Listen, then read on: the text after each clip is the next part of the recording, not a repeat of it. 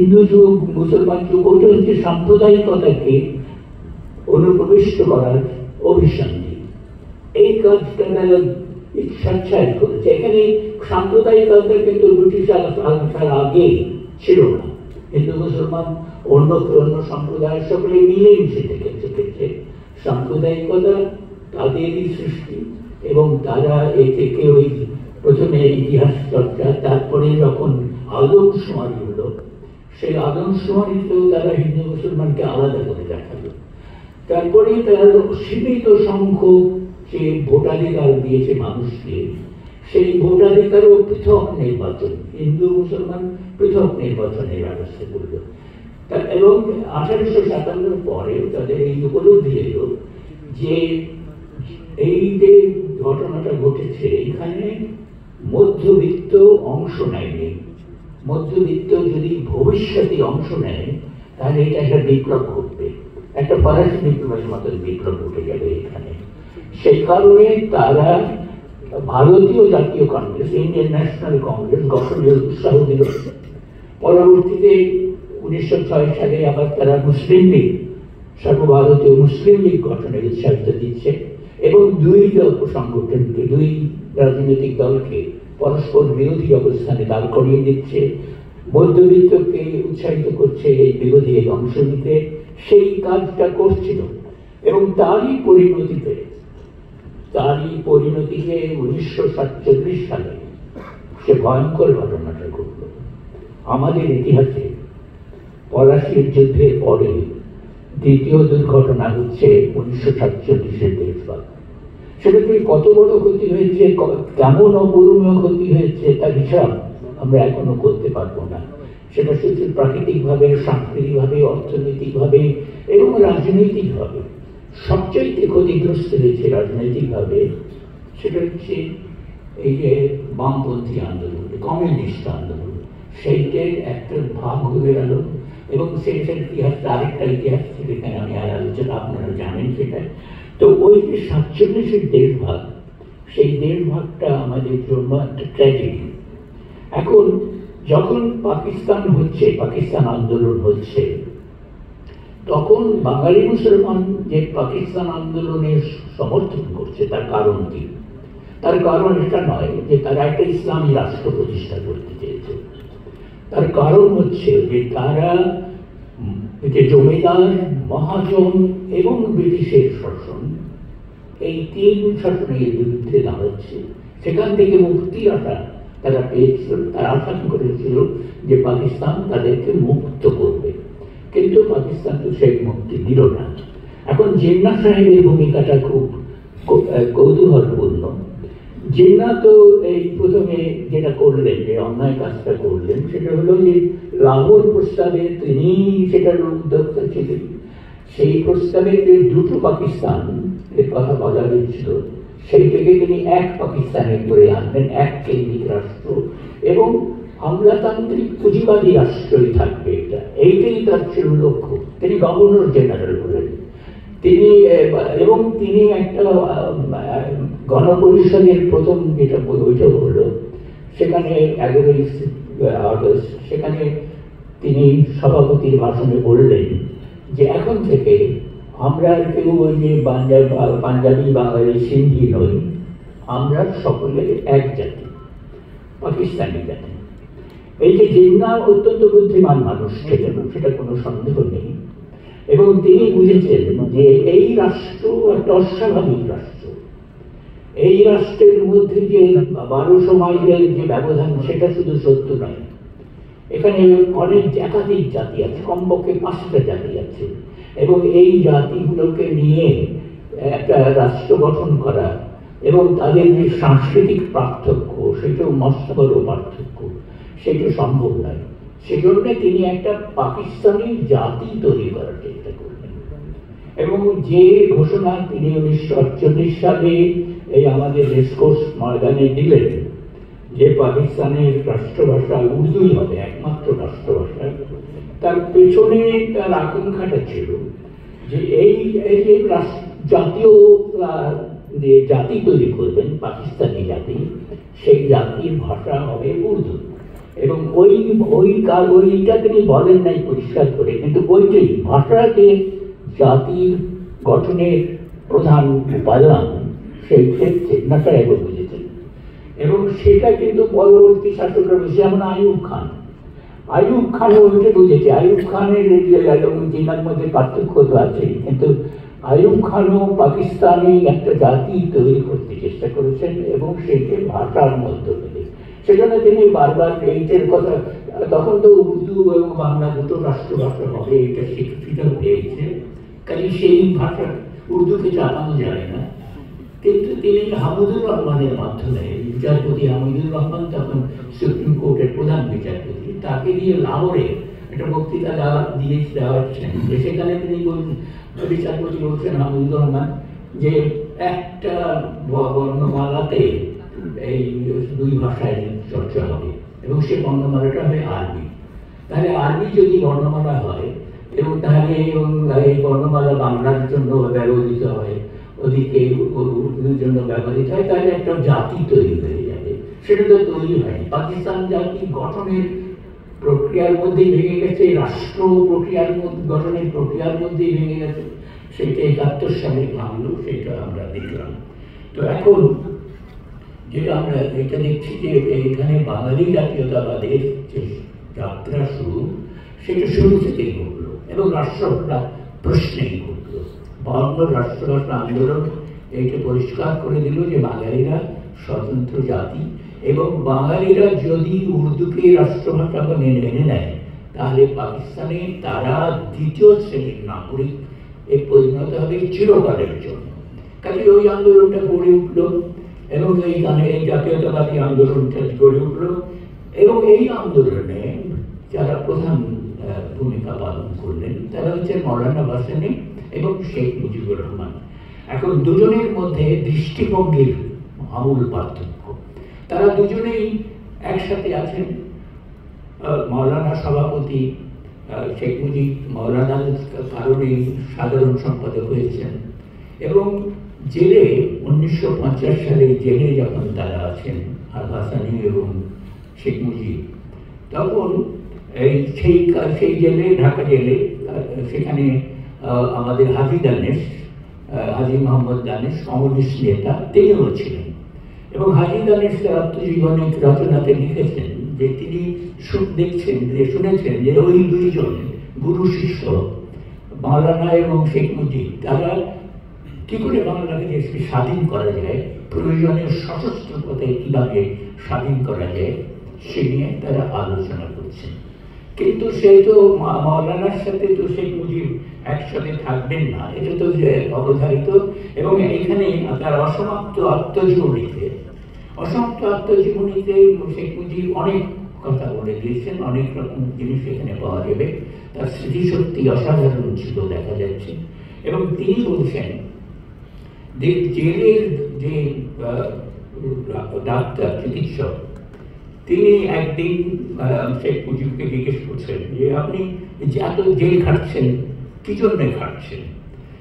মুজিব বলছে যে আমি যেটা চাই সেটা হচ্ছে ক্ষমতা দখল। একেবারে স্পষ্ট কথা। তো আমি ক্ষমতা দখলের জন্য জেল খাটছি। তো ওই জেলখানার যে ডাক্তার চিকিৎসক তিনি একটু বিস্মিত হয়ে তার দিকে তাকিয়ে আছেন এবং বলছেন যে এইরকম কথা তো কেউ আগে বলেনি। প্রত্যেকে বলেছে যে আমি জাতির খেদমত করতে চাই, আমি জনগণের উন্নতি চাই, আমি অত্যাচার সহ্য করতে পারিনি বলেই জেলে এসেছি। আপনি তো একেবারে স্পষ্ট কথাটা বললেন, তো আপনি ক্ষমতা পেয়ে কি করবেন? মুজিব বলছেন পারলে জনগণের উপকার করব, পারলে। এটি হচ্ছে এই জাতীয়তাবাদী যে পুঁজিবাদী জাতীয়তাবাদী আমরা বলি, সেই জাতীয়তাবাদীর স্পষ্ট বক্তব্য যে ক্ষমতায় যাব, ক্ষমতায় গেলে পারলে মানুষের উপকার করব এবং যদি ক্ষমতায় না যাই তাহলে তো মানুষের উপকার করতে পারবো না। তো উপকার করার জন্যই আমাকে ক্ষমতায় যেতে হবে। আমরা এটা জানি যে ক্ষমতাই হচ্ছে রাজনীতির কেন্দ্র, রাজনীতির ক্ষমতার জন্য। মৌলানাও ক্ষমতা চাইতেন, কিন্তু মৌলানার ক্ষমতা চাওয়া আর শেখ মুজিবের ক্ষমতা চাওয়া একেবারেই আলাদা, আকাশ পাতাল পার্থক্য। মৌলানা ক্ষমতা চাচ্ছেন নিজের জন্য নয়, তিনি এই কথা কখনো বলবেন না যে আমি জেল খাটছি ক্ষমতা দেওয়ার জন্য। তিনি বলবেন আমি জেল খাটছি এই দেশ মানুষের মুক্তির জন্য, এবং আমি ক্ষমতা অবশ্যই চাইব, কিন্তু সেই ক্ষমতা জনগণের কাছে চলে যাবে, বিকেন্দ্রীকরণ করবে, গণতন্ত্র প্রতিষ্ঠিত হবে। তো এই পার্থক্যটা ছিল, এবং এই পার্থক্যটা এই দুজনের মধ্যে খুবই গুরুত্বপূর্ণ প্রাথমিক পার্থক্য। এবং আমরা এইটা জানি যে এই যে জাতীয়তাবাদ, যে জাতীয়তাবাদ এই ধরনের কথা বলে যে ক্ষমতা আমরা নিয়ে নেব, আমরা এবং তোমরা দুটোদের পার্থক্য করে, তার তো মানে ঐতিহাসিক এবং ভয়ঙ্কর নিদর্শন আমরা হিটলারের জাতীয়তাবাদে দেখেছি, আমরা দেখেছি মুসোলিনির যে জাতীয়তাবাদ সেইখানে। এবং সেই সময়ে এই যে দুজন মানুষ, এই যে দুজন ভয়ঙ্কর লোক হিটলার এবং মুসোলিনি, এরা দুজনই কিন্তু সোশ্যালিস্ট ছেলে, তরুণ বয়সে কাজ করেছেন। হিটলার তার পার্টির নাম দিয়েছেন national socialist German workers party. Workers কথাও নিয়ে এসছেন, সোশ্যালিস্টও নিয়ে এসছেন, কিন্তু ন্যাশনালিস্ট আমাদের প্রথম বলছেন।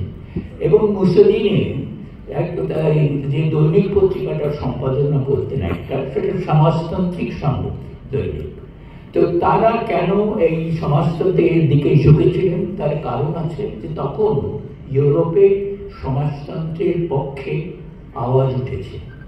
1848 সালে ইউরোপের অনেক জায়গায়, বিশেষ করে ফ্রান্সে এবং জার্মানিতে এই সমাজতন্ত্রীরা বিপ্লবী পরিস্থিতি সৃষ্টি করেছিল। আমরা জানি যে 1871 প্যারি কমিউনের 70 দিন কমিউনিস্ট পার্টি ওই মিউনিসিপ্যালিটির সাহায্যে সমস্ত শাসন ক্ষমতায় নিয়ে রেখেছিল। তো এই যে সমাজতান্ত্রিক আবহাওয়া তৈরি হয়েছে, এই দুই তরুণ তারা তরুণ, তারা এইটাকে মেনে নিয়েছে, কিন্তু তারা বুঝে ফেলেছে, বুদ্ধিমান মানুষ বুঝে ফেলেছে যে ক্ষমতা আমার কাছে আনতে হবে। ক্ষমতা যদি জনতার কাছে চলে যায় তাহলে আমার কি লাভ? কাজেই তারা ক্ষমতাকে দখল করার জন্য এই যে জাতীয়তাবাদীর কথা আওয়াজ তুলেছে, কিন্তু তাদের ভেতরের অভিসন্ধি ছিল যে ক্ষমতা তাদের কাছে থাকবে, এবং ক্ষমতা নিয়েই তারা সেই জন্যই তারা সোশ্যালিস্ট ছিলেছে। এবং যেটা দরকার, এই যে তারা জাতীয়তাবাদ, একটা পুঁজিবাদী জাতীয়তাবাদ করছে, আমাদের ব্যক্তি মালিকানা, ক্ষমতার ব্যক্তি মালিকানা প্রতিষ্ঠা করা, সেই জন্য তারা কাজ করছেন। এবং তাদের শত্রুকে, হিটলারের শত্রু জিউস ক্যাপিটালিজম বলেছেন, ঠিক আছে, কিন্তু তার প্রধান শত্রুকে ছিল, প্রধান শত্রু ছিল কমিউনিস্টরা। এবং আমরা তো দেখেছি যে হিটলার শেষ পর্যন্ত কি করতে চেয়েছিলেন, তিনি সোভিয়েত ইউনিয়নকে আক্রমণ করেছেন, কমিউনিস্টদের যে প্রধান শত্রু। তার দেশে, নিজের দেশে তিনি সমস্ত কমিউনিস্টদেরকে নির্মূল করেছেন। সেই যে এই কাজ মুসোলিনিও করেছে। কাজেই যারা এই যে জাতীয় সমাজতান্ত্রিক, জাতীয়তাবাদী সমাজতান্ত্রিক, তাদের এই কাজই করতে হয়। এবং এই কাজটা, তার এই দৃষ্টান্ত আমরা ওইখানে দেখতে পাবো। এবং আমরা এইটা দেখতে পাবো যে আমাদের শেখ মুজিবও যে সমাজতন্ত্রের কথা, তিনিও নিজেকে সমাজতন্ত্রী বলেছেন। চীন দেশে গিয়ে তিনি অভিভূত হয়েছিলেন, এবং অভিভূত হয়ে তিনি বলেছেন যে আমি সমাজতন্ত্রে, পুঁজিবাদে বিশ্বাস করি না, পুঁজিবাদ শোষণমূলক, তবে আমি কমিউনিস্ট নই। এই যে আমি কমিউনিস্ট নই, এ কথাটাই সবচেয়ে গুরুত্বপূর্ণ, যে তিনি কখনোই সমাজতন্ত্রে থাকবেন কিন্তু কমিউনিস্ট হবেন না, অর্থাৎ জাতীয় সমাজতন্ত্রী হবেন। এবং এই জায়গাটাতে সে দুঃখের সঙ্গে যে কথাগুলো বলতে হয়, যে রবীন্দ্রনাথ তো সোভিয়েত ইউনিয়নে গেলেন, দেখে বললেন এখানে না এলে আমার তীর্থ ভ্রমণ অসম্পূর্ণ থাকত। তিনি তো বলশেভিজমের ভীষণ বিরোধী ছিলেন। বলশেভিক এই খ্রিস্টের রাস্তাকে অত্যন্ত ক্ষতিকর জিনিস বলে মনে করতেন। আমরা তো এও দেখেছি যে সুভাষচন্দ্র বসু অসামান্য বীর, অসামান্য সাহসী মানুষ, অসামান্য দেশপ্রেমিক এবং অসামান্য বুদ্ধিমান, সেই মানুষও কিন্তু মুসলিনীর দ্বারা প্রভাবিত হয়েছিলেন এবং রবীন্দ্রনাথকেও তো ওদিকে টেনে নিয়ে যাচ্ছে। রবীন্দ্রনাথ অল্প সময়ের জন্য হলেও রবীন্দ্রনাথ মুসলিনীর প্রশংসা করেছেন এবং সুভাষ বসু খুবই প্রশংসা করেছেন। এইটাই হচ্ছে মডেল। এবং সুভাষ বসুর যে ভূমিকাটা, সেই ভূমিকাটা আমরা পরবর্তী দেখছি যে জাতীয়তাবাদী ভূমিকা। তিনি বলছেন যে তিনি সমাজতন্ত্রী, কিন্তু সেই সমাজতন্ত্র ভারতীয় সমাজতন্ত্র, বিদেশি না। এবং সেই সমাজতন্ত্র হচ্ছে রামকৃষ্ণ বিবেকানন্দের সমাজতন্ত্র। তো রামকৃষ্ণের সমাজতন্ত্র কি করে হবে? সমাজতন্ত্র এমনকি ভগিনী নিবেদিতা যতটা অগ্রসর ছিলেন, বিবেকানন্দ ততটা অগ্রসর ছিলেন না। তিনি যদিও বলেছেন যে মেথর আমার ভাই, মুচি আমার ভাই, কিন্তু মেথর মেথরই থাকবে, মুচি মুচিই থাকবে, আমি তো আমার বন্ধুত্ব থাকবে। ঠিক যে কথা গান্ধী বলতেন। গান্ধী এই যে অসুচি যাদেরকে অসুচি কাজ করে তাদেরকে হরিজন বলে সম্মানিত করলেন, কিন্তু তারা তাদের কাজই করতে থাকবে, ওই পেশাতেই থাকবে, ওই পেশাতেই তারা চরিতার্থ পাবে। তো এইটি হচ্ছে জাতীয়তাবাদীদের দৃষ্টিভঙ্গি। যেমন গান্ধীও জাতীয়তাবাদী ছিলেন এবং এমনকি রবীন্দ্রনাথ ন্যাশনালিজমের বিরুদ্ধে কঠিন ভাষায় যুদ্ধের সময়, প্রথম বিশ্বযুদ্ধের সময় জাপানে এবং খোদ আমেরিকাতে গিয়ে বলেছে, বক্তৃতা করেছেন। তিনিও কিন্তু ভারতের যে ঐক্য, এটা সর্বভারতীয় ঐক্য, সেই আধ্যাত্মিক বা সাংস্কৃতিক ঐক্য, তার কথা বলছেন। তো সেই ঐক্য তো সম্ভব ছিল না আসলে। সেই তো ভারত তো একটা ভৌগোলিক ভাবে ঐক্যবদ্ধ, ঠিক আছে, কিন্তু ভারত তো জাতীয়ভাবে বিভক্ত, ধর্মীয়ভাবে অনেকগুলো ধর্ম আছে। তো সেই জায়গাতে ওই এক ভারতের কথাটা বলা, সেইটাও একেবারে ক্ষতিকর হয়েছে আমাদের জন্য এবং সুভাষ বসুর জন্য ওই ক্ষতিকর হলো।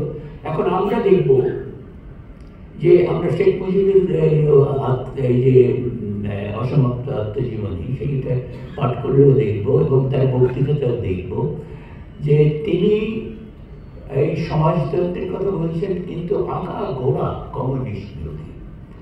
1948 সালে গণতান্ত্রিক যুবলীগ বলে একটা সংগঠন গঠন করার চেষ্টা হয়েছিল। মূলত তরুণ কমিউনিস্টরাই এটা করার চেষ্টা করেছিল। শেখ মুজিবকেও তারা দিয়েছেন। শেখ মুজিব তাদের ম্যানিফেস্টো দেখে বললো, যেহেতু কমিউনিস্ট পার্টির ম্যানিফেস্টো, এইখানে তো আমি থাকতে পারি না, এটা দেখে এইটা কমিউনিস্টের এই ছদ্মবেশী কমিউনিস্ট পার্টির এই পার্টি চলবে না। এই যে গণতান্ত্রিক যুব লীগ গঠন করার চেষ্টা, সেখানে সেটাই ভেঙে গেল। এবং যেটা তিনি আগাগোড়া করেছেন, যেটা সেটা তার ধরুন আমরা যদি দেখি যে যখন 1957 সালে তার ভূমিকাটা কি? 1957 সালে কালমারি যে কাউন্সিল সম্মেলন হচ্ছে আওয়ামী লীগের, সেখানে তিনি সরওয়ার্দীপন্থী, তিনি ভাষানের বিরোধী। সরওয়ার্দী হচ্ছেন তখন প্রধানমন্ত্রী। তিনি ওই যে মার্কিন যুক্তরাষ্ট্রের সাথে সামরিক চুক্তিগুলো হয়েছে, সিয়াটো হয়েছে, সেইগুলোর সমর্থক তিনি। প্যারিটি, যেটা সম্পূর্ণ অগণতান্ত্রিক, যে সংখ্যা সাম্য, পূর্ব পাকিস্তানের 56 জন আর পশ্চিম পাকিস্তানের 44 জন সমান করে দেওয়া, সেটা সমর্থন করছেন। তিনি বলছেন যে 98% সংবিধান পাশ হয়ে গেছে, 98% আমরা স্বায়ত্ত শাসন পেয়ে গেছি। তো এই সমস্ত বলা সত্ত্বেও শেখ মুজিব তার সাথে গেছেন, মৌলানার সাথে বিরোধিতা করছেন। এবং শেখ মুজিব তখন একটাই নিজের কর্তব্য বলে ঠিক করেছিলেন যে যত কমিউনিস্ট আছে ছদ্মবেশী তার পার্টিতে, তার ছাত্রলীগে বা আওয়ামী লীগে, তাদেরকে বিদায় করতে হবে। তো এই অবস্থানে তিনি ছিলেন এবং 7ই মার্চের সেই বিখ্যাত তার জীবনের সর্বশ্রেষ্ঠ বক্তৃতা, সেখানে আমরা দেখব যে তিনি কতবার আমি বলছেন।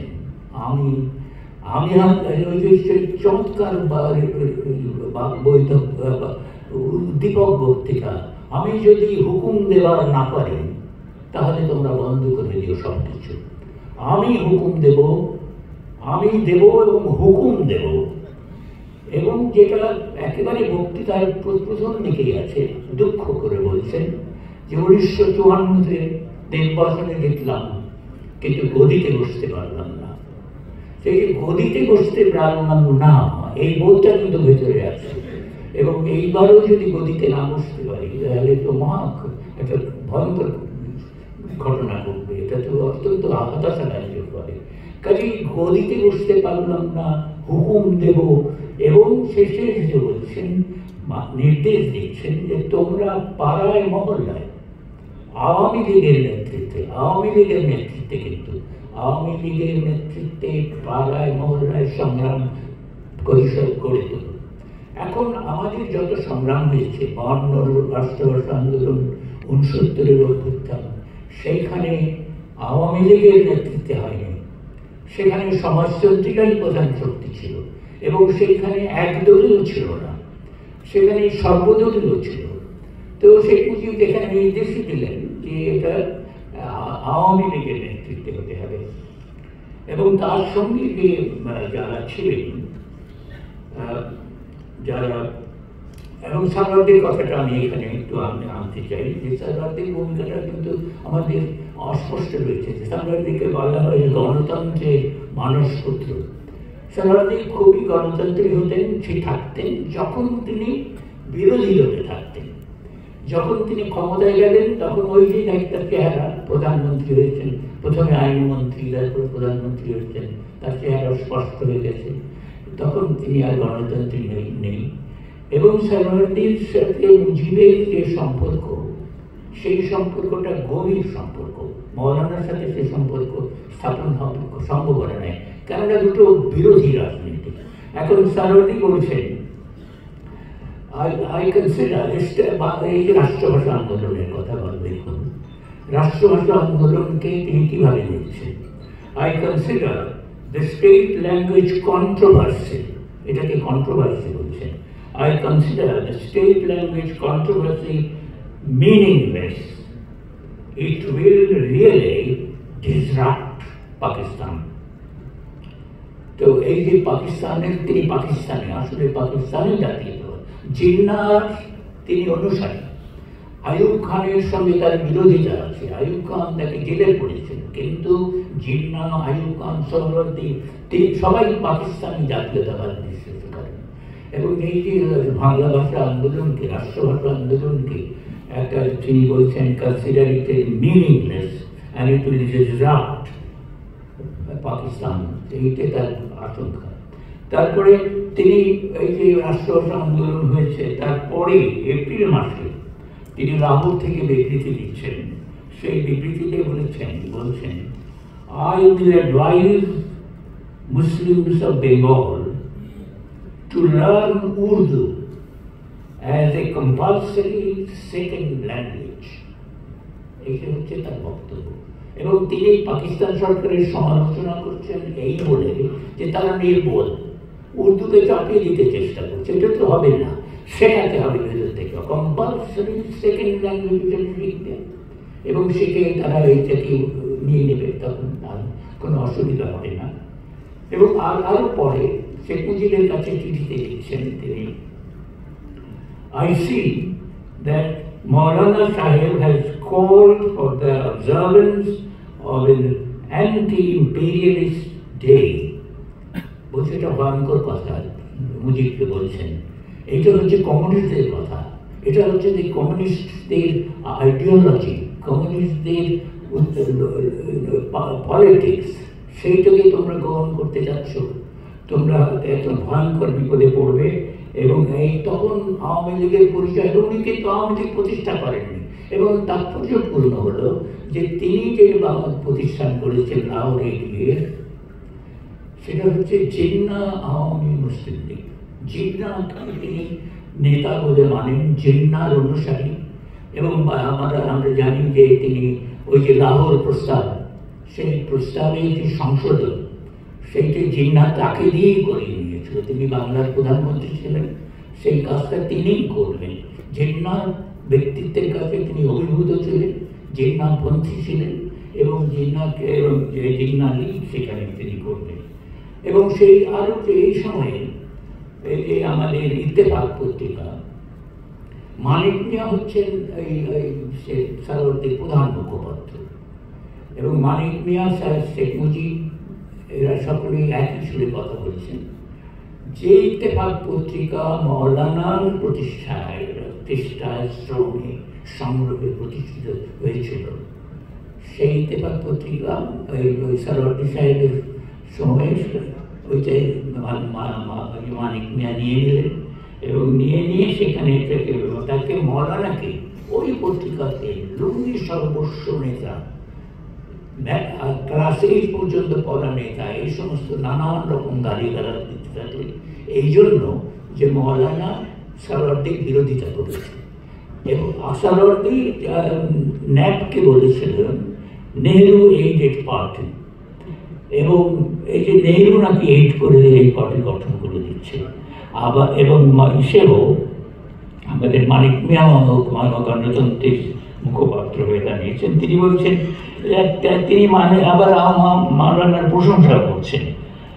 মানিক মিয়া লিখছেন যে ইতিমধ্যেই কমিউনিস্ট অনুপ্রবেশকারীরা মওলানা সাহেবকে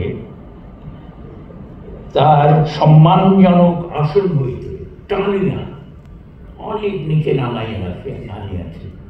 কমিউনিস্টরাই করছে, এই যে ন্যাপ গঠন, এটা কমিউনিস্টরাই করছে, নামিয়ে এনেছে, দুই দিকেই করছে। মওলানাকে গালি দিচ্ছে, আবার মওলানাকে সম্মানের আসন থেকে টানিয়ে নেমে এনেছে, সেই কথা বারবার সেই কথা বলছে।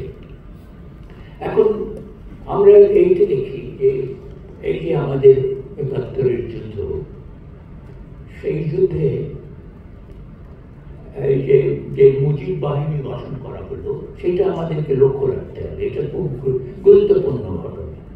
যে মুক্তিবাহিনী আছে, সেই মুক্তিবাহিনীতে বামপন্থীদের ঢুকতে দেওয়া হচ্ছে না, সতর্ক দৃষ্টিতে থাকা হচ্ছে। আওয়ামী লীগ দেখছে, ভারতীয় সরকার দেখছে, বামপন্থীরা ওখানে গেলে প্রাণ ভয়ে পালিয়ে আসছে, কেউ কেউ প্রাণ হারাচ্ছে। তার পাশাপাশি যে একটা মুজিব বাহিনী গঠন করা হয়েছে, সেই বাহিনী গঠনের উদ্দেশ্য একটাই, উদ্দেশ্য হচ্ছে কমিউনিস্ট বিরোধী করা। যে কমিউনিস্টরা যদি যুদ্ধ যদি দীর্ঘস্থায়ী হয়, কমিউনিস্টরা ক্ষমতা নিয়ে নেবে, সামনে চলে আসবে, ভিয়েতনামে যুদ্ধ চলছে, এখানে আরেকটা ভিয়েতনাম হবে। শেখ মুজিব যদি এমন হয় যে ফিরতে পারলেন না, তাহলে ওরাই ক্ষমতা নিয়ে নেবে। কাজেই এখন তাজউদ্দিন সরকারের অজান্তে, একেবারেই অজান্তে মুজিব বাহিনী গঠন করা হচ্ছে, যার মূল লক্ষ্য হচ্ছে কমিউনিস্টদের দমন করা। ওই যে হিটলারের যে পলিসি, সেই পলিসি ইমপ্লিমেন্ট করা। আমি এখানে একটা উদ্ধৃতি দিচ্ছি। একজনের যে মুজিব বাহিনীর যে শিক্ষা দেওয়া হতো, অনুশীলন করা হতো, তার মোটিভেশনাল ক্লাসে কী ধরনের কথা বলা হচ্ছে, একটা উদাহরণ নেই এখানে, খুবই তাৎপর্যপূর্ণ এবং খুবই দুঃখজনক। সেটা এখানে বলা হচ্ছে এই যে তাদের কর্তব্য কী হবে মুজিব বাহিনীর তরুণদের। একজন রাজাকারকে যদি তোমরা ধরো, তাহলে নানান প্রশ্নবাদে তাকে জর্জরিত করবে। প্রয়োজনে তথ্য পেতে কিছুটা শারীরিক নির্যাতনও করতে পারে। তথ্য পাওয়া শেষে তাকে কারাগারে পাঠিয়ে দেবে। আর যদি কোনো কমিউনিস্ট ধরো, সঙ্গে সঙ্গে তার প্রাণ হরণ করবে, একেবারে সঙ্গে সঙ্গে।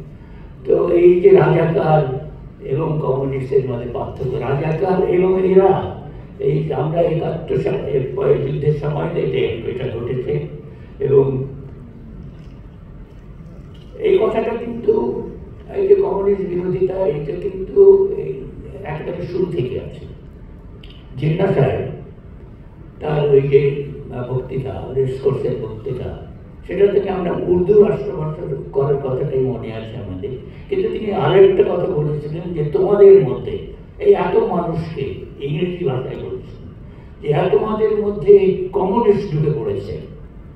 তারপরে দুদিন পরে ঢাকা ইউনিভার্সিটিতে যে কনভোকেশন হচ্ছে, সেখানে তিনি বক্তৃতাতে আবার কমিউনিস্ট শব্দটা ব্যবহার করছেন না। তিনি বলছেন যে ফিফথ কলামিস্ট আছে। ফিফথ কলামিস্ট মানে হচ্ছে কমিউনিস্টরা। এবং আমরা এও দেখছি যে জিন্না সাহেব ওই বক্তৃতাতে আরেকটা কথা বলেছেন, সেই কথাটা খুব গুরুত্বপূর্ণ, যে তিনি কোন ধরনের পাকিস্তান প্রতিষ্ঠা করতে চাচ্ছেন। কমিউনিস্টদের তো দমন করতেই হবে, কিন্তু কোন ধরনের পাকিস্তান। তিনি বলছেন যে তরুণদেরকে, গ্র্যাজুয়েটদেরকে, যে গ্র্যাজুয়েটরা তোমাদের সামনে উন্নতির স্বর্ণ দুয়ার উন্মোচিত হয়ে গেছে। আমি একটা দৃষ্টান্ত দেব। দৃষ্টান্ত দিলেন যে করাচিতে একজন লোকের, একজন তরুণের 200 টাকা বেতনের চাকরি ছিল। পাকিস্তান হওয়ার হয়েছে 3 মাসের মধ্যে ওই লোক ব্যাংকে 1500 টাকার চাকরি পেয়ে গেছে। 200 টাকার থেকে 1500, এইরকম সম্ভাবনা তোমাদের সামনে চলে এসছে, তোমরা এটার সুযোগ করো। এই হচ্ছে পাকিস্তান, এই হচ্ছে ওই কতিপয় পাকিস্তান, এই হচ্ছে পুঁজিবাদী পাকিস্তান। তো ওই যে তিনি রাষ্ট্রভাষার কথা বললেন, আবারও তখন নো নো হয়েছে।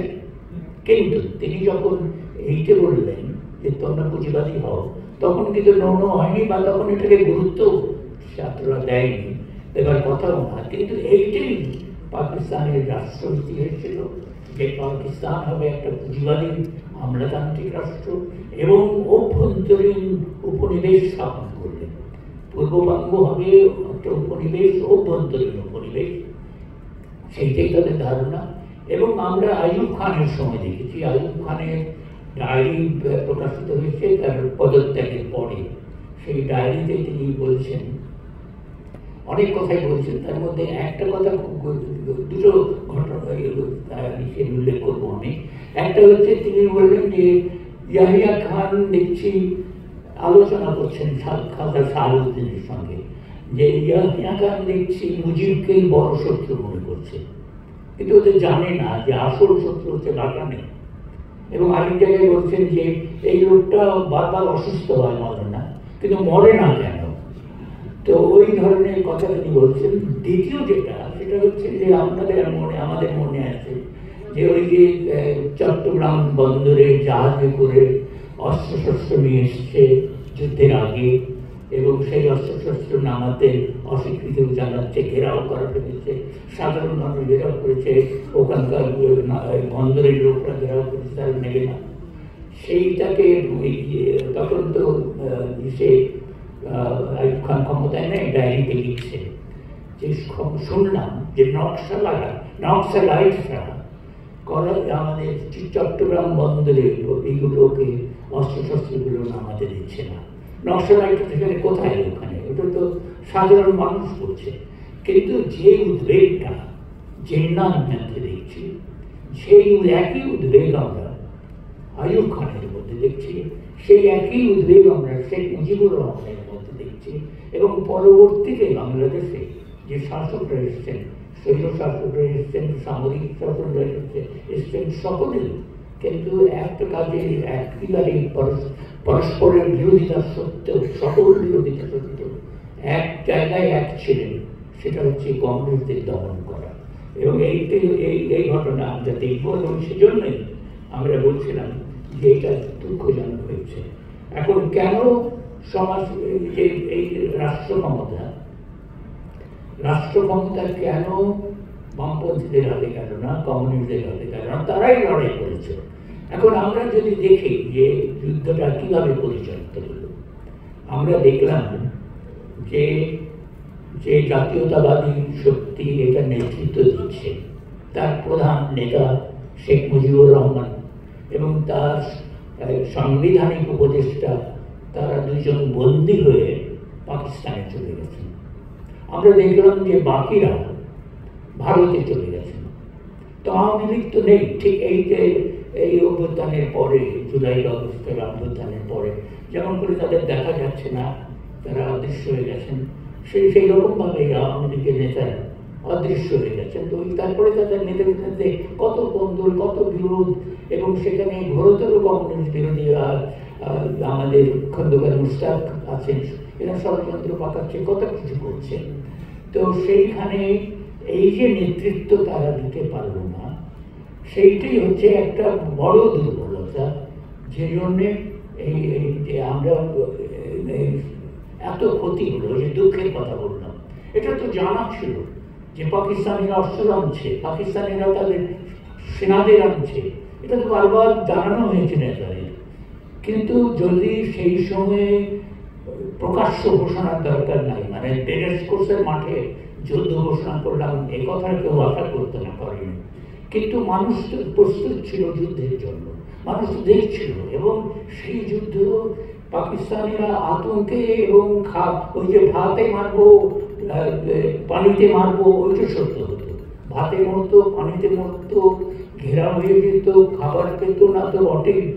এবং যেটা হতো যে অন্যরা যারা বলেছেন, সামরিক বাহিনীর লোকরাই বলেছেন, যে তারা যদি ওই তেলের ডিপোগুলো, জ্বালানি তেলের ডিপোগুলো ধ্বংস করে দিত, তাহলে ওদের বিমান তো উঠতে পারত না। তারা যদি ইলেকট্রিসিটি কেটে দিত, তাহলে অন্ধকারে ওরা চিৎকার করত।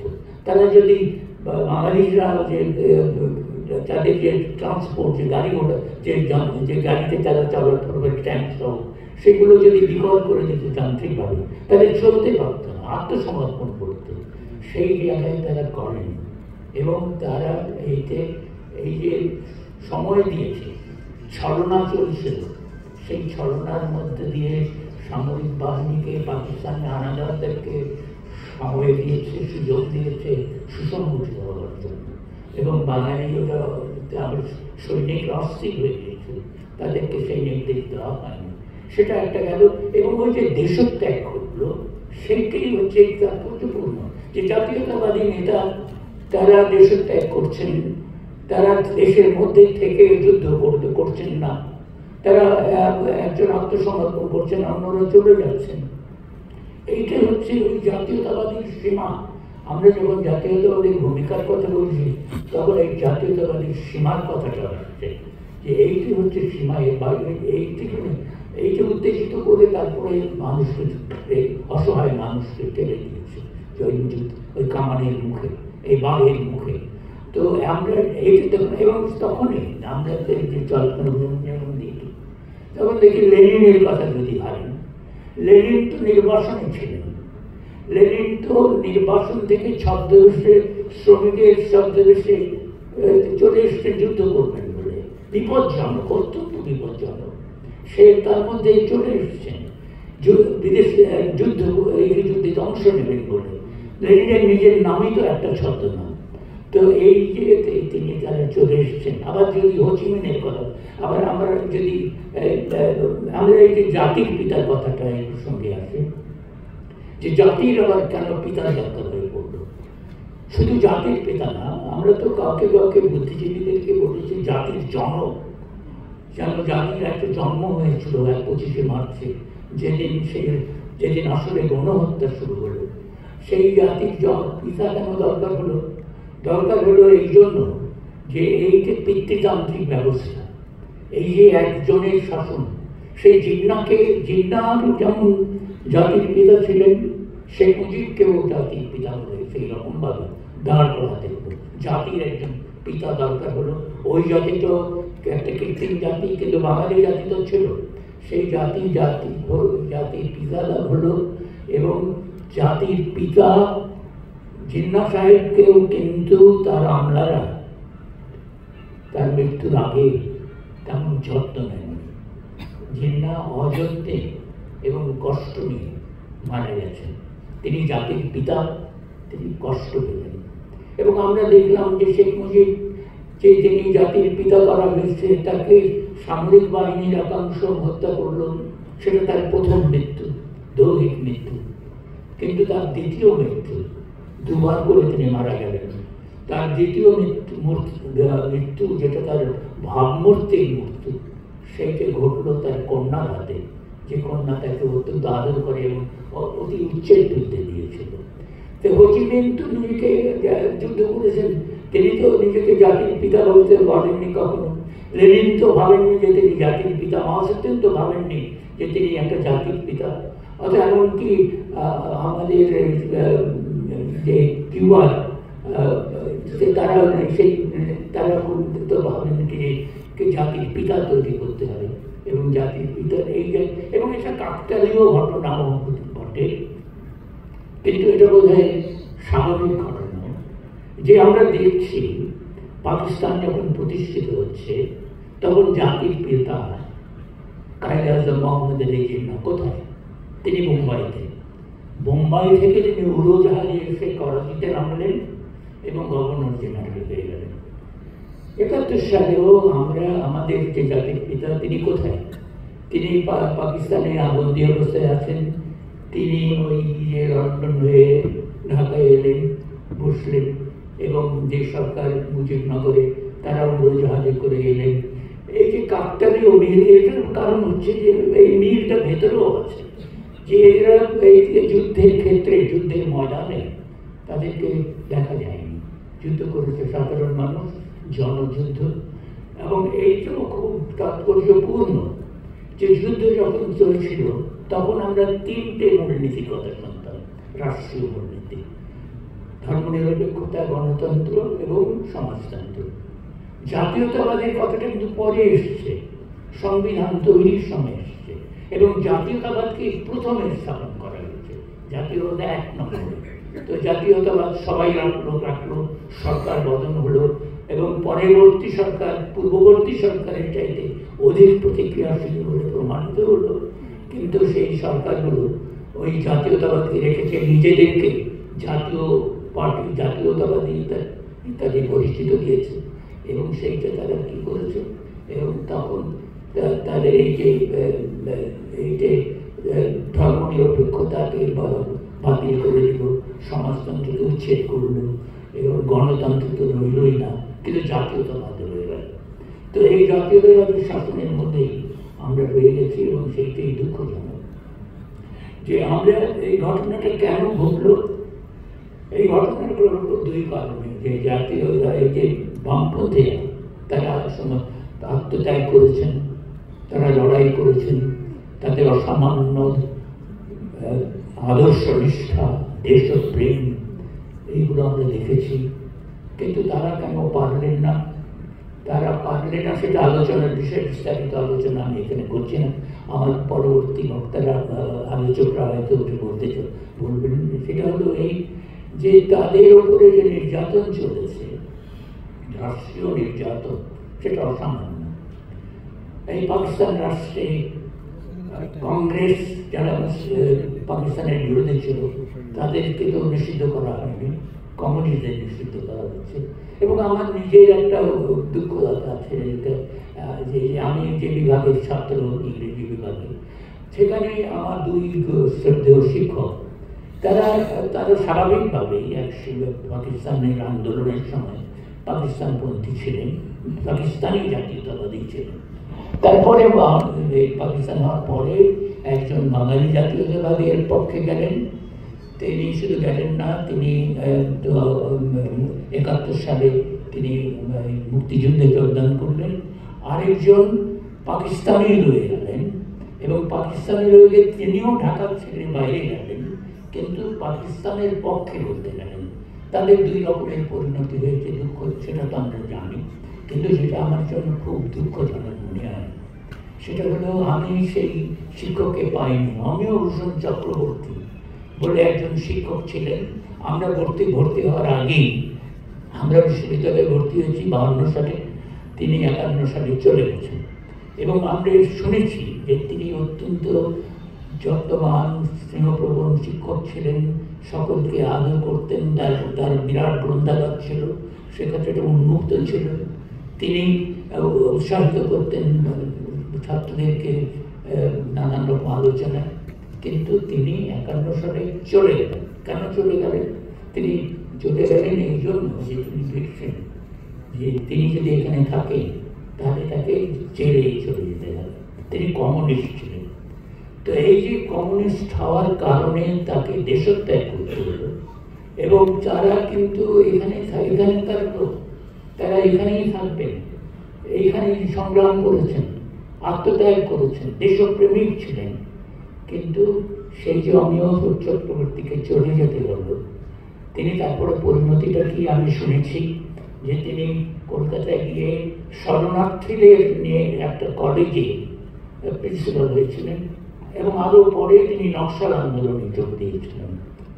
তো এই যে পরিণতিটা হলো, এইটাই হলো একটা প্রতীকের মতো আমার কাছে মনে হয় যে এইটাই ঘটেছে। অন্যদিকে ওই যে সমাজ, যারা জাতীয়তাবাদী, তারাই তো ক্ষমতা পেয়েছে। যে পাকিস্তান প্রতিষ্ঠিত হলো, উঠতি বুর্জোয়ারাই ক্ষমতা, পাকিস্তানের ক্ষমতা পেল, এবং বাংলাদেশ প্রতিষ্ঠিত হলো, উঠতি বুর্জোয়ারাই ক্ষমতা পেল, এবং বুর্জোয়ারা যে কাজ করে সেই কাজগুলোই এখন করে যাচ্ছে। আমি অনেক আমি কয়েকটা অভিজ্ঞতার কথা বলবো, সেই অভিজ্ঞতার কথা বলেই হয়তো আমি শেষ করবো। সেটা হচ্ছে একটা অভিজ্ঞতা এই স্বাধীনতার পরের অভিজ্ঞতা, এটা আরো অনেকেরই অভিজ্ঞতা হবে। যে 17ই ডিসেম্বর দেখলাম যে যারা আমরা ওয়াজিতে থাকতাম সেই সময়, তো ওই মানে অনেকটা শরণার্থী হিসেবে, তো আমরা দেখলাম যে যে লোকগুলো একটু আগের দিনে, এবং 16ই ডিসেম্বরের আগে 15ই ডিসেম্বরে সেই ঘোরতর পাকিস্তানি ছিল, এই জয় বাংলাকে, জয় বাংলা জয় হিন্দ, লুঙ্গি ছেঁড়া ধুবি পিন, এইসব অবস্থা দিচ্ছিল। সেই লোকগুলো জয় বাংলা বলতে আরম্ভ করেছে। সেই লোকগুলো কোথা থেকে মুজিব আর ইন্দিরার ছবি বের করে সেইটা নিয়ে প্রশাসন করছে, এটা দেখলাম। আরও যা দেখলাম যে একটু এগিয়ে এসে দেখলাম যে লুটপাট চলছে, এবং এই যে রাজভবন, গভর্নর হাউস, সেটা লুট হয়ে যাচ্ছে, এবং এমনভাবে লুট হচ্ছে যে বীরত্বপূর্ণ কাজ। যারা একজন দেখলাম সেলাই মেশিন নিয়ে চলে যাচ্ছে, এবং সেলাই মেশিন নিয়ে চলে গিয়ে মনে হয় যেন বিয়ের বাড়িতে উপহার দেওয়ার জন্য এসেছে। আবার একটু পরে গিয়ে দেখলাম যে পল্টন ময়দানের জনসভা হচ্ছে, সেখানে কাদের সিদ্দিকী বক্তৃতা করছেন, খুব ভালো দেশপ্রেমী বক্তৃতা। কিন্তু তিনি তখন বললেন যে আমার সংখ্যাটা মনে নেই, আমার মনে হয় 3 জন, এই 3 জনরা এই যে অপরাধী, যুদ্ধাপরাধী রাজাকার ধরা পড়েছে, তাদেরকে বিচার করা হয়েছে, তাদের শাস্তি দেওয়া হয়েছে, এবং সেটা এখনই কার্যকর করা হবে। এবং সত্যি সত্যি একটি আওয়াজ শোনা গেল। তো ওই যে সঙ্গে আওয়াজ শোনা, ওই যে লুণ্ঠন, আমরা দেখলাম যে এই লুণ্ঠন চলবে। মনে হলো, আমি দেখলাম যে এই যে সশস্ত্র যে হত্যা করা হলো রাজাকার থেকে, সেইটা চলবে। কিন্তু যেটা পরবর্তীতে ঘটেছে, শেখ মুজিব যেটা করেছে, এবং সেই আওয়ামী লীগ সরকার যেটা করেছে, সেইটা হচ্ছে যে তারা মুক্তিযোদ্ধাদের তালিকা তৈরি করেছে, রাজাকারদের তালিকা করেনি। রাজাকারদেরকে সাধারণ ক্ষমা দিয়ে দিয়েছে, এবং শেখ মুজিব ঘোষণা দিয়েছিলেন যে নকশাল দেখলেই গুলি করা হবে। তিনি বলেননি যে রাজাকার দেখলে গুলি করা, রাজাকার থাক, আর বদর আল সংস্থা ছিল, তাদেরকেও তো গুলি করা হবে, এই কথা তিনি বলেননি। তো ওই জায়গাটাতে দেখলাম। এবং যেটা হলো যে এই মুক্তিযুদ্ধের তালিকা নিয়ে যে কত কাণ্ড হলো, 16 ডিসেম্বরের মুক্তিযোদ্ধা, বীর মুক্তিযোদ্ধা, মুক্তিযোদ্ধাদের নামের সাথে আবার বীর দরকার হলো কেন? তারপরে এখন সর্বশেষ দেখছি যে সহযোগী মুক্তিযোদ্ধা আর আসল মুক্তিযোদ্ধা, যারা ওই পারে গেছিল তারা এই পারের লোকদের বলতো যে এরা যুক্তিযুদ্ধ করেন, এরা সহযোগিতা করেছে। এখন যারা ওই পারে গেছিল তাদেরকেই বলা হচ্ছে সহযোগী মুক্তিযোদ্ধা। এই এবং ভুয়া মুক্তিযোদ্ধা কত বেরিয়েছে, তাদের ভাতা টাতা এগুলো বৃদ্ধি করা হচ্ছে। কিন্তু যারা লড়াই করেছিল, যে 30 লক্ষের কথা আমরা বলি, তারা কোথায় গেল? এবং যেটা খুবই একটা ভুল কাজ করেছে, ভুল কাজটা, মূলভূত কাজটা হচ্ছে যে এই মুক্তিযুদ্ধ রাজাকারদের তালিকা তৈরি করা না করে মুক্তিযুদ্ধের তালিকা তৈরি করে। এটা অনেকটা অনেকটা যেমন উপহার দেওয়া, সার্টিফিকেট নাও, চাকরি নাও, প্রমোশন নাও, হ্যাঁ তেন করো, লুটপাট করো, এটা সুযোগ করে দেওয়া। যেহেতু আমরা যুদ্ধ করি নাই, তোমরা যুদ্ধ করেছ। সবচাইতে যেটা ভুল কাজ করেছে সেটা হচ্ছে বীরাঙ্গনা, এই যে উপাধি দেওয়া। মুক্তিযোদ্ধা, নারী মুক্তিযোদ্ধা, পুরুষ মুক্তিযোদ্ধা, দুজনেই মুক্তিযোদ্ধা। তো আমরা আবার নারী মুক্তিযোদ্ধাকে বীরাঙ্গনা কেন করবো? সেই বীরাঙ্গনার উপাধি যে কত বিড়ম্বনার সৃষ্টি করেছে, সেটাই কি কঠিন বোঝায় পরিণত হচ্ছে, সেইটি তাদের ইতিহাস দেখলে আমরা জানতে পারি। তো আমি সেইটা দেখলাম যে রাজভবন ইয়ে হচ্ছে। আবার যেটা হচ্ছে আরেকটা জিনিস হচ্ছে, একটা ঘটনা উল্লেখ করবো, সেটা হচ্ছে মুস্তাকির শফির কথা আপনারা জানেন যে তিনি তার স্বামীকে হারিয়েছেন চট্টগ্রামে, ভাসতে ভাসতে আগরতলায় গেছেন। সেই আগরতলা থেকে ঢাকায় ফিরছেন যুদ্ধের পরে তিনি তার বোন যে বড় বোনের মেয়ের বাসায় গেছেন। তার বড় বোনের স্বামী যুদ্ধে শহীদ হয়েছেন এবং সেই বাড়িতে, মেয়ের বাড়িতে, বোনদের বাড়িতে তিনি যখন গেছেন যুদ্ধ ফেরত, তখন 5 বছরের ছেলে, ওই বন্দির ছেলে, সে একটা খেলনা বন্দুক নিয়ে ঠাট্টা করে গুলি করছে। তো বলছে যে দাঁড়াও তোমাদের গুলি করতে হবে। তো ওরা উনি বলছেন, মুস্তাকি শফি বলছেন যে কেন বাবা গুলি করবে কেন? না গুলি করতে হবে, তোমরা গুলি, তুমি তো মুক্তিযোদ্ধা, তুমি কেন গুলি করবে? ওই ছেলেটা বলছে না আমি মুক্তিযোদ্ধা না, আমি পাকিস্তানি আর্মি হ্যান্ডসাম, মুক্তিযোদ্ধারা লুঙ্গি পরে। তো এই যে তার মাথার মধ্যে ঢুকেছে যে পুঁজিবাদী রান্না, সেই বাচ্চা ছেলে যে পরিবারের নানা শহীদ হয়েছেন, সেই পরিবারের নাতি যখন এইটা বলছে, তখন বোঝা গেল যে ভবিষ্যতে বাংলাদেশে কি হবে। এবং এটা আশা করা গিয়েছিল যে এটা হবে না, যে এই যে শিক্ষা সেটা থাকবে না, সে স্মার্ট হওয়ার চেষ্টা এবং লুঙ্গি পড়লে আনস্মার্ট হওয়ার চেষ্টা ঘটনা, সেইটাই ঘটবে না। কিন্তু সেইটা ঘটলো। এবং এই যে আমি লুঙ্গি পরার আরেকটা ঘটনা কথা আমি বলবো, সেটা আমি দেখিনি কিন্তু আমি শুনেছি সেই ঘটনাটা হচ্ছে এই রকমের। সেটা কৌতুকের বটে, করুণা বটে, করুণাচ্ছন্ন বটে। সেটা হলো যে ওই যে 16ই ডিসেম্বর আত্মসমর্পণের আগে পাকিস্তানি সেনারা স্টেট ব্যাংকের যত টাকা ছিল ভোল্টে বাইর করে পুড়িয়ে দিয়েছে। সবটা পড়াতে পারেনি, রাস্তার মধ্যে অনেক পড়ে রয়েছে টাকা। তো কিছু লোক যাচ্ছে যারা তার ওই টাকাগুলো তাড়াতাড়ি নিয়ে নিয়েছে। তখন একজন তরুণ যাচ্ছিল, সেই তরুণ অনেক টাকা নিয়েছে। এখন এই টাকা সে কি করে বহন করবে? ওটা তো ব্যাগ টেক নেই। সে কি করলো, সে তার লুঙ্গি খুলে সেই বোঝকা বাঁধল, টাকা বোঝকা বেঁধে ওইটা মাথায় নিয়ে দৌড়াচ্ছে এবং উলঙ্গভাবে দৌড়াচ্ছে। কত তাড়াতাড়ি বাড়িতে যাওয়া যায়, পাশে আবার আরেকজন ধরে গেল। তো এই যে এই গল্প একটা বাস্তব গল্প, যে দেখেছে সে বলেছে, আমি দেখিনি, কিন্তু মনে হলো যেন এইটা কি ভবিষ্যতে বাংলাদেশ।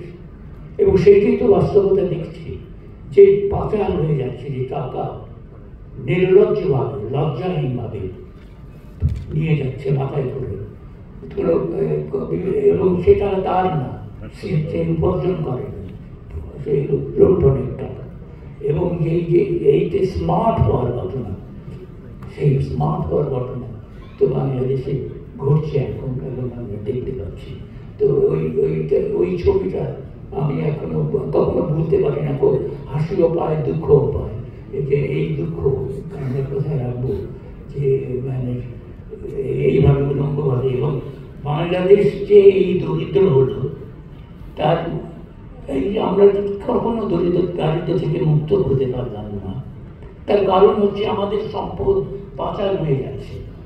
এবং এই সম্পদ পাকিস্তানিরা পাচার করছে, এই পাকিস্তানে এখন বাংলাদেশি যারা শাসক তারা পাচার করছে এবং উলঙ্গভাবে পাচার করছে, সেটা তো আমরা দেখছি। এবং এই সম্পদ পাচারের জন্য আজকে বাংলাদেশের এই দারিদ্র এবং বাংলাদেশের এই ধর্ম বৈষম্য। তো আমি শেষ করে নিয়েছি এই আমার বক্তব্য। তো আমার এখন যেটা ছিল একটা উপসংহারে তো যেতে হয়। উপসংহারটা হলো এই যে আমরা বলছি জাতীয়তাবাদের কথা, যে পুঁজিবাদী যে ঘটনা, পুঁজিবাদ চলে এসেছে, এই পুঁজিবাদের একটা মানে এটা ঐতিহাসিক ব্যাকগ্রাউন্ড পটভূমি আছে, সেটা দৃষ্টান্ত হিসেবে উজ্জ্বল হয়ে ওঠে। ফ্রান্সিস বেকন, এত বড় জ্ঞানী, রেনেসাঁস যাকে বলা হয় তার প্রতিনিধি, যে রেনেসাঁস ইহজাগতিকতা এনেছে, ধর্ম নিরপেক্ষতা ধারণা এনেছে, ব্যক্তি স্বাধীনতা, সাম্য, মৈত্রী, স্বাধীনতার কথা এনেছে, সেই ফ্রান্সিস বেকন কি করলেন? তিনি বৈজ্ঞানিক অনুসন্ধানী ছিলেন, তিনি লর্ড চ্যান্সেলর ছিলেন। লর্ড চ্যান্সেলর হচ্ছে ইংল্যান্ডের সর্বোচ্চ আদালতের সর্বোচ্চ বিচারক। তো তিনি যে কাজটা করলেন সেটা হচ্ছে যে তিনি ওই বৈজ্ঞানিক যে একটা পর্যবেক্ষণ করতে গিয়ে বরফ কিরকম, বরফের কতটা সংরক্ষণশীল ক্ষমতা আছে পরীক্ষা করতে গিয়ে তার ঠান্ডা লাগলো, এবং ঠান্ডা দেখে তিনি ওইটাতেই মারা গেলেন। শহীদ বলতে পারেন বৈজ্ঞানিক অনুসন্ধান। কিন্তু তিনি ওই যে বিচারক ছিলেন, সেই বিচারক থাকাকালে ঘুষ নিয়েছিলেন। সেই ঘুষ নেওয়াটা প্রমাণিত হয়েছে, তার তিনি কারাবন্দী ছিলেন। তো এইটা হচ্ছে পুঁজিবাদের দুই চেহারা। পুঁজিবাদ একদিকে মুক্তি দিয়েছে, অনেক দূর এগিয়ে নিয়েছে সামন্তবাদ থেকে, কিন্তু পুঁজিবাদের ওই যে আরেকটা দিক, লুণ্ঠনের দিক, ওই যে ঘুষ নেওয়ার দিক, ওই যে যেটাকে বলে দুর্নীতি, সেইটাই দিক, এই ওই দিকটাই টাকা সংগ্রহ, অ্যাকুমুলেশনটাই বড় হয়ে উঠেছে। জ্ঞানের যে দিকটা ছিল, যেটা ফ্রান্সিস বেকন আর আরেকটা, সেইটাই নিচে নেমে গেছে। এইটা হচ্ছে সমস্ত পৃথিবী জুড়ে আজকে এই ট্র্যাজেডিতে ভুগছে, যে ব্যক্তি মালিকানা চূড়ান্ত জায়গায় গেছে। সভ্যতার ইতিহাস অনেক গৌরবজনক, ধাপে ধাপে এগিয়েছে, সমাজ বিবর্তিত হয়েছে, কিন্তু ব্যক্তিগত সম্পত্তি রয়ে গেছে। এবং সভ্যতার ইতিহাস ওই ব্যক্তিগত সম্পত্তিকে কখনো বাদ দেয়নি, এবং পুঁজিবাদ সেই ব্যক্তিগত সম্পত্তির চূড়ান্ত জায়গায় গেছে। এবং সেইটাই আজকে আমরা সারা পৃথিবী জুড়ে দেখছি। জাতীয়তাবাদীদের তৎপরতা দেখছি, পুঁজিবাদের তৎপরতা দেখছি, এবং আমরা মারণাস্ত্রের ব্যবসা দেখছি। গণহত্যা চলছে নানানভাবে, গণহত্যা চলছে সরাসরি, এই যে খুন চলছে মানুষ, গণহত্যা চলছে প্রকৃতিকে ধ্বংস করে, গণহত্যা চলছে মাদক এবং মারণাস্ত্রের যে ব্যবসা, সেইটার মধ্য দিয়ে। এই গণহত্যার বিরুদ্ধে যে প্রতিবাদ, যে প্রতিরোধ করতে হবে, সেই প্রতিরোধটা করতে হবে ব্যক্তি মালিকানার অবসান ঘটিয়ে, এবং সেই সামাজিক মালিকানা প্রতিষ্ঠা করতে হবে। ব্যক্তি মালিকানার যুগ শেষ হয়ে গেছে, তার এখন সামাজিক মালিকানা ছাড়া এই পৃথিবীর বাঁচার কোনো উপায় নেই। এবং ইলন মাস্কের সঙ্গে সেদিন একটা বিতর্ক হয়েছিল, একটা বিতর্কের খবর দেখলাম। ইলন মাস্কের সঙ্গে জ্যাক মা, আলিবাবার যিনি কর্তা ছিলেন, তো দুজনের মধ্যে বিতর্ক হচ্ছে। ইলন মাস্ক বলছেন যে উনি আবার এই কৃত্রিম বুদ্ধিমত্তায় বিনিয়োগ করছেন। উনি বলছেন যেভাবে এগোচ্ছে কৃত্রিম বুদ্ধিমত্তা এলে এই গ্রহ বোধহয় মানুষ বসবাস করতে পারবে না। কেন বসবাস করতে পারবে? তাহলে যাবে কোথায়? তাহলে মঙ্গল গ্রহে যাবে। মঙ্গল গ্রহে কি করে যাবে? কে টাকা দিবে? মঙ্গল গ্রহে। এইটা হচ্ছে তার ধারণা, যে ব্যক্তি মালিকানার যা লোক মুষ্টিমেয়, তারা মঙ্গল গ্রহে চলে যাবে। বাকি মানুষগুলো কি হবে? বাকি মানুষগুলো বেকার হবে, অলস হবে, এবং তারা ওই গৃহপালিত যন্ত্রের যে কর্তৃত্ব, কৃত্রিম বুদ্ধিমত্তার যে কর্তৃত্ব, সেইটা প্রতিষ্ঠিত হলে মানুষের অবস্থা হবে যে এখন আমরা এই বাড়িতে কুকুর বেড়ার পশু পেট হিসেবে, সেই হিসেবে তারা থাকবে। এই যে কিন্তু ইসে জ্যাক মা তার বিরোধিতা করছেন। তিনি আবার চীনের লোক, কমিউনিস্ট পার্টির ওই যে উন্নয়ন সেগুলো দেখেছেন, দেখে তিনি বলছেন না না সেটা ঘটবে না। কী ঘটবে বলছে না, মানুষের হৃদয় আছে, হৃদয় আছে এবং বুদ্ধির সাথে তার পাল্লা করবে, বা এর মধ্যে তো যন্ত্রের মধ্যে তো চিপস আছে, কিন্তু মানুষের মধ্যে তো হৃদয় আছে।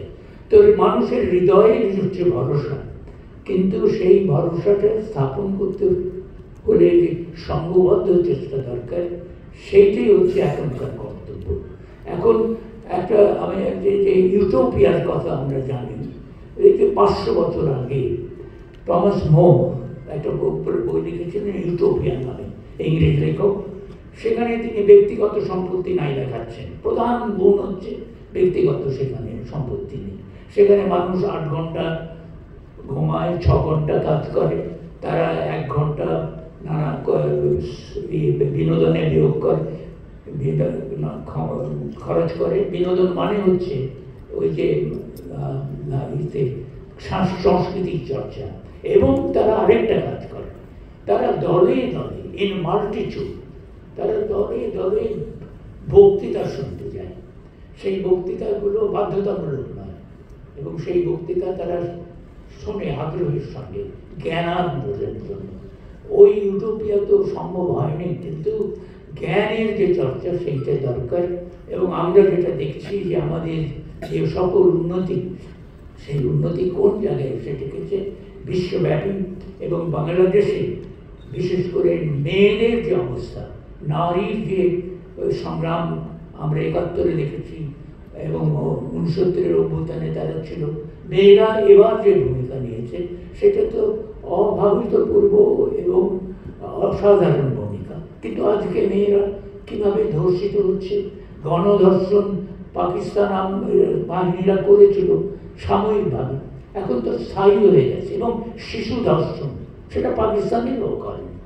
এবং আত্মীয় ধর্ষণ করছে আত্মীয়কে, শ্বশুর ধর্ষণ করছে পুত্রবধূকে।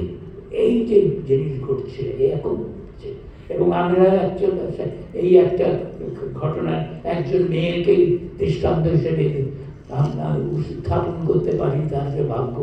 লামিয়া আক্তারের খবর আপনারা দেখেছেন, পটুয়াখালীর মেয়ে, 17 বছরের মেয়ে আত্মহত্যা করেছে। কেন আত্মহত্যা করবে? ধারাবাহিকতায় তার বাবা জসিমউদ্দিন এই অভ্যুত্থানের সময় আদাবর এলাকায় থাকতো, একটা সাহায্য সংস্থার ড্রাইভার ছিল, গাড়ির ড্রাইভার, সরিয়ে দিয়েছিল।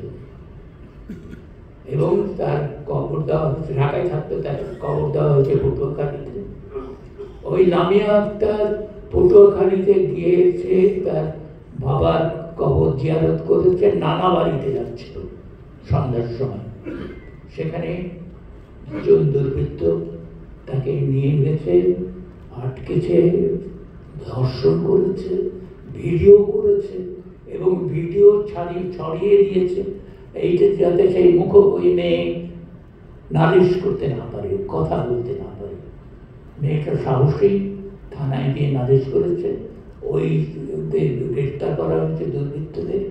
মেয়ের তো বিচার পাবে বলে আশা করছে না, এবং সামাজিকভাবে ঘৃণ্য পরিণত হয়েছে। ওই যে বীরাঙ্গনার যে অবস্থা, তারই সেই অবস্থা হয়েছে, সে মুখ দেখাতে পারছে না। ওর বাবা মেডিকেল কলেজে, ঢাকা মেডিকেল কলেজে 10 দিন মৃত্যুর সঙ্গে সংগ্রাম করে মারা গেছে। এই মেয়েটা 38 দিন এই অপমান নীরবে সহ্য করেছে। তার বাবার জন্য 2 লক্ষ টাকা বরাদ্দ করা হয়েছিল, সেটা সোমবার সকালে সে পটুয়াখালীতে যে পাবে নেবে, এই যে কথা ছিল। শনিবার রাত্রে সে ঘরে সিলিংয়ের সাথে ঝুলে আত্মহত্যা করেছে। এই যে লামিয়ার হত্যা, এইটাই তো বাংলাদেশের এখন ছবি। এই ছবি বদল করতে হলে যেটা হবে, সেটা হচ্ছে একটা সামাজিক বিপ্লবের দরকার।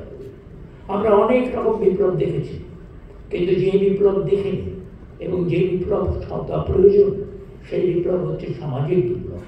যে বিপ্লব ব্যক্তিগত মালিকানার জায়গায় সামাজিক মালিকানা প্রতিষ্ঠা করবে, এবং সেইখানে মানুষের মুক্তি আসবে, প্রকৃত গণতন্ত্র আসবে, এবং সেই কাজটা অত্যন্ত কঠিন কাজ, এবং সেই কাজটা এক দেশে নয়।